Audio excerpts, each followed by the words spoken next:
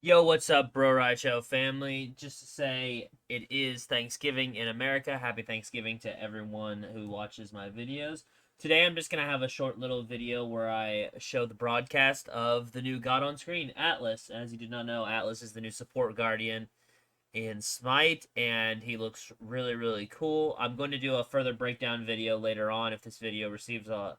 Let's go for 50 likes. I'll do a breakdown video. And fuck it, I might do it anyway. Without further ado, let's get right ahead into the footage. Thank you so much for watching, guys. Hope you guys like Atlas.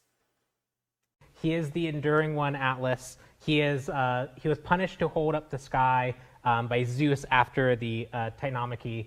They lost the war, the Olympians won, and so this was his punishment. But he has taken that punishment and turned it into his strength.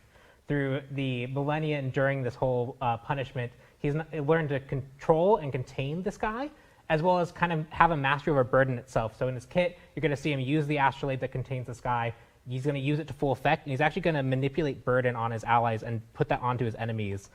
Zeus made a mistake, should not have given him this task, because he has definitely turned it into his strength. Oh, yeah. And I mean, just look at him. Look at how much strength he has. Oh. He's also very big. Yeah. He's taller than most gods. He's not obviously the like literally bigger than the map, because that wouldn't work for gameplay reasons. Yeah, but that would be hard. He is very big, and he does actually have, I think, the tallest camera in the game, beating out Yorm. Oh, yeah? Wow. Yeah, because Wow. he needs to be able to see over that astrolabe. Right. So, I guess so. so he does have the tallest camera, I believe, as well, which is pretty cool. Yeah, he looks like he is wielding that burden as a mighty weapon. So Yeah. that's horrifying and also really cool to look at. So, all right, we talked about how cool he is. I can't hold it any longer. Let's check him out in game. Yeah.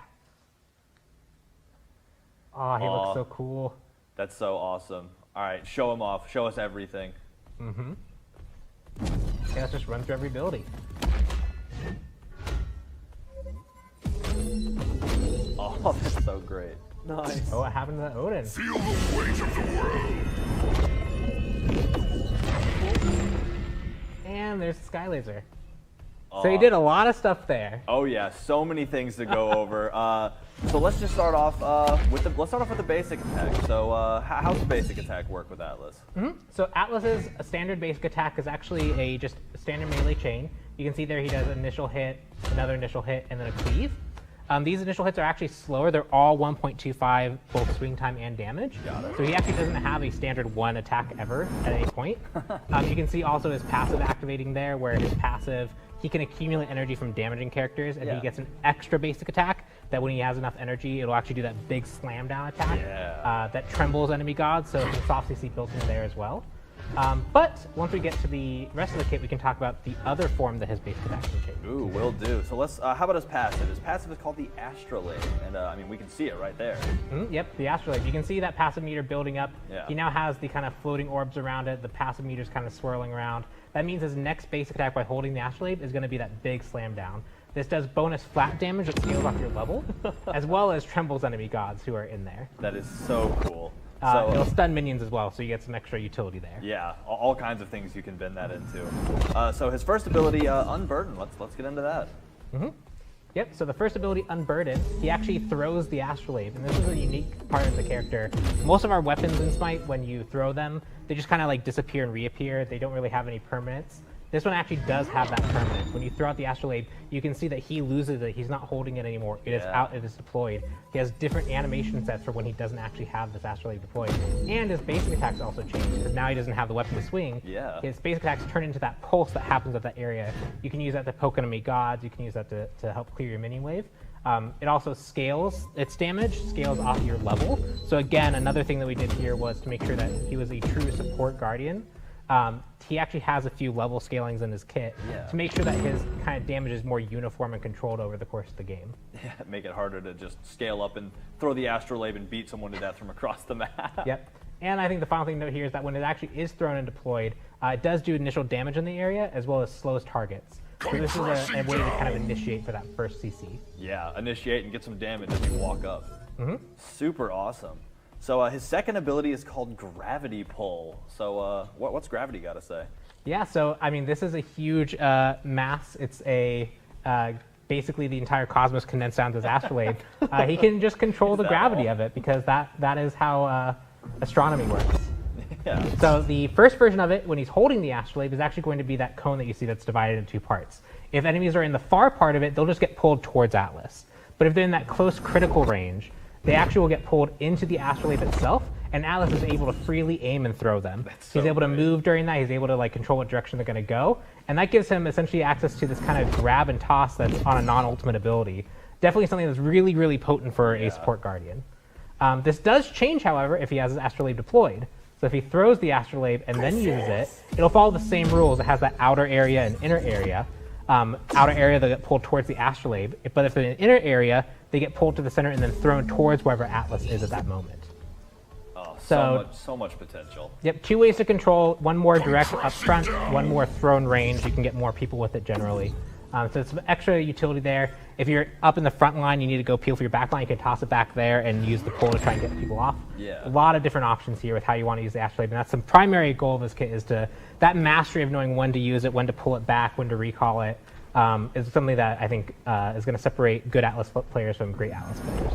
And I can't imagine just the roam game on this. You know, when you separate off from your lane and go to start handling, checking on other lanes and trying to get those ganks off, there's just going to be so much that you can get done with that. I'm super excited to see that in game, as much as I am horrified to be the victim of it. Get tossed into towers if you get a little bit too close. Exactly. Got to be careful. I go to dive and he's like, I'm just going to carry you. That's fine. So next up, we have his third ability, Kinetic Charge. Yep, so Kinetic Charge, if you use it just normally, it's a pretty standard charge. You run into targets, you do an AoE on when you land, Yeah. does some damage. And you can see that it actually doesn't do any other form of CC or anything if that's how you use it.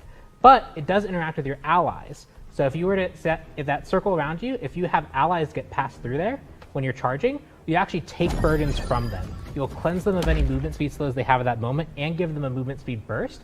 And you'll take those burdens with you. And then if you run into a god at that point, you'll actually dump the burdens onto them.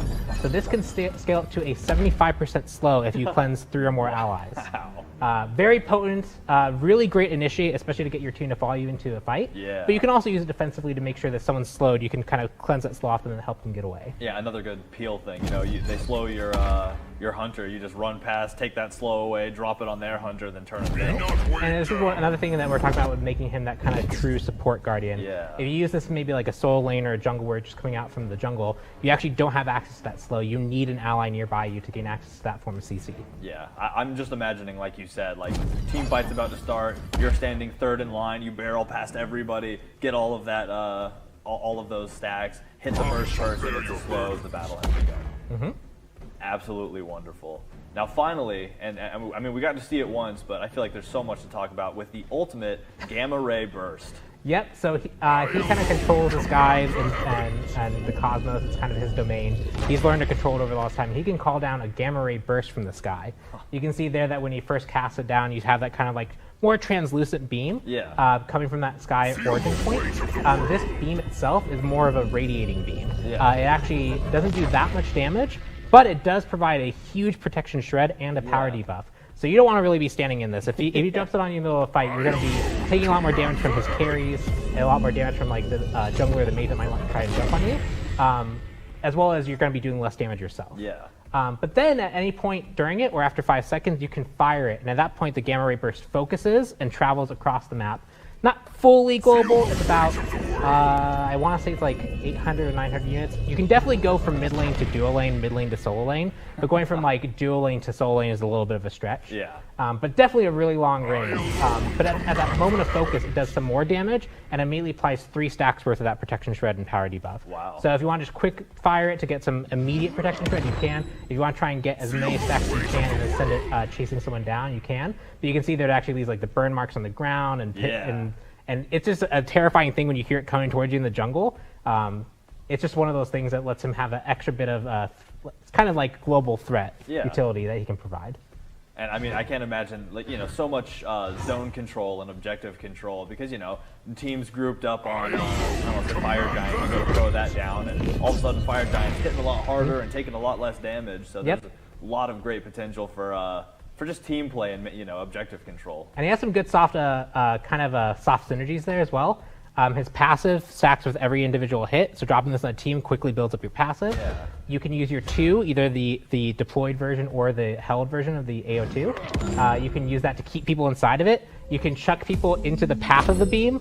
There's a lot of interesting things that you can do, a lot of different ways to kind of combine these skills for maximum effect. Choose what you want to try and prioritize in the fight. If you want to be an aggressive dual laner, you can kind of charge forward and try and control the enemy team. If you want to play more defensive, you can keep your abilities kind of close to your chest and use them when you need to peel for someone. A lot of different flexible options here, but we did really try and give him the tools that he needs to be a successful, true support guardian. Yeah, and I mean, I know I'm excited to see it. Guardians are probably one of my most frequently played characters, and I love having a kit with so much diversity, so many different ways you can utilize the abilities to either be offensive or defensive.